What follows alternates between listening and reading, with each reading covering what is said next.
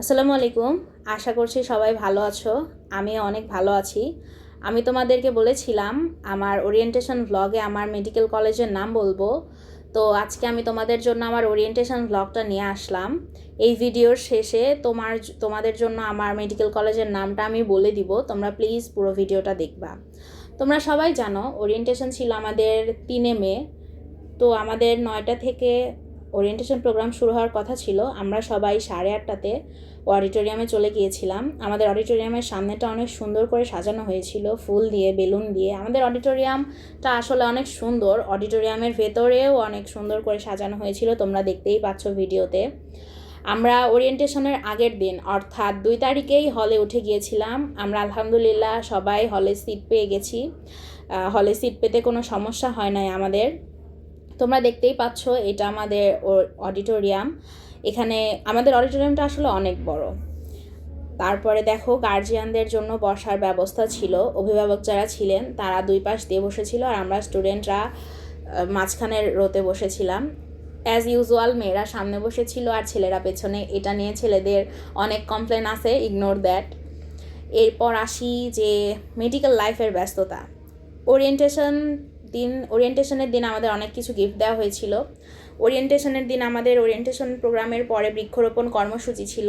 আমাদের principal sir আমাদের সকালে নাস্তা দিয়েছিলেন এবং দুপুরে আমাদের খাবার দিয়েছিলেন বিরিয়ানি। তারপরে আমরা সবাই বিরিয়ানি কালেক্ট করে যে যার মতো রুমে চলে আসি। খেয়ে দিয়ে ফ্রেশ হয়ে সবাই যে যার মতো রেস্ট নেই। পরের দিন আমাদের ক্লাস ছিল সকাল 8টায়, অ্যানাটমি ডিসেকশন। তোমরা আস্তে আস্তে এই টার্মগুলো বুঝতে পারবা। আমিও বুঝতাম না, এখন আস্তে আস্তে বুঝতে শিখতেছি। তারপরে আমরা পরের দিন 8টার সময় ক্লাসে গেলাম। 8টা থেকে 10টা আমাদের ক্লাস ছিল। তারপরে আমাদের হাসপাতাল ভিজিট ছিল। আমরা আমাদের পুরাটা মেডিকেল কলেজ হাসপাতাল ঘুরে ঘুরে দেখেছি।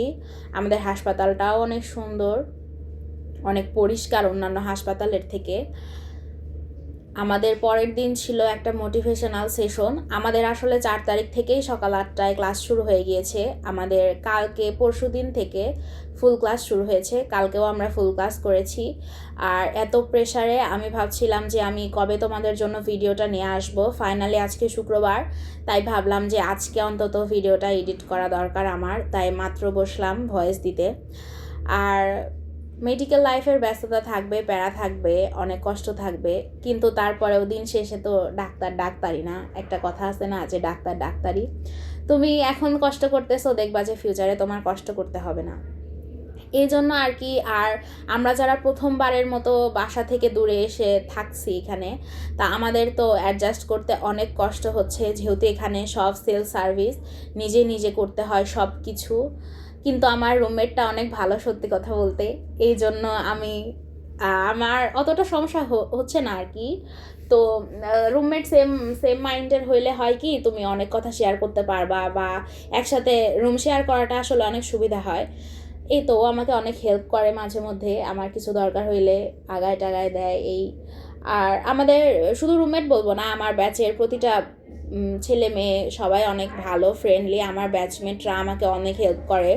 আমরা সবাই গ্রুপ স্টাডিও করি মাঝে মধ্যে, সবাই মিলে বসে। আসলে গ্রুপ স্টাডিতে হয় কি যে পড়া যতটুকু হইলো তোমার আড্ডা মজা সবার সাথে যে বন্ডিংটা, ওইটা আসলে অনেক বেশি ইম্পর্টেন্ট মেডিকেল লাইফের জন্য। কারণ এখানে পড়ালেখার এত প্রেশার থাকবে, তুমি পুরো ডিপ্রেসড হয়ে যাবে তুমি যদি গ্রুপ স্টাডি না করো। আর গ্রুপ স্টাডি করলে আমাদের পড়ালেখাগুলো বুঝতেও সুবিধা হয়। তো তোমরা এখন যে দেখতেই পাচ্ছ, আমরা তখন ফিজিওলজি ডিপার্টমেন্টে যাচ্ছিলাম। আমাদের যেহেতু ফিজিওলজি ডিপার্টমেন্ট থেকে দুপুরে খাবারটা কালেক্ট করার নির্দেশনা দিয়েছিলেন আমাদের প্রিন্সিপাল স্যার। এই যে আমার সেই মেডিকেল কলেজ, বহুল আকাঙ্ক্ষিত দিনাজপুর মেডিকেল কলেজ, দিনাজপুর। আর আমরা দিনাজপুর মেডিকেল কলেজের 35তম ব্যাচ। আমাদের ব্যাচের অফিসিয়াল নাম হচ্ছে প্রত্যুষ্মান 35, যেটা আমি বলেছিলাম তোমাদেরকে বলবো ওরিয়েন্টেশন ব্লগে। আজকে এই পর্যন্তই। ভালো থাকো সবাই।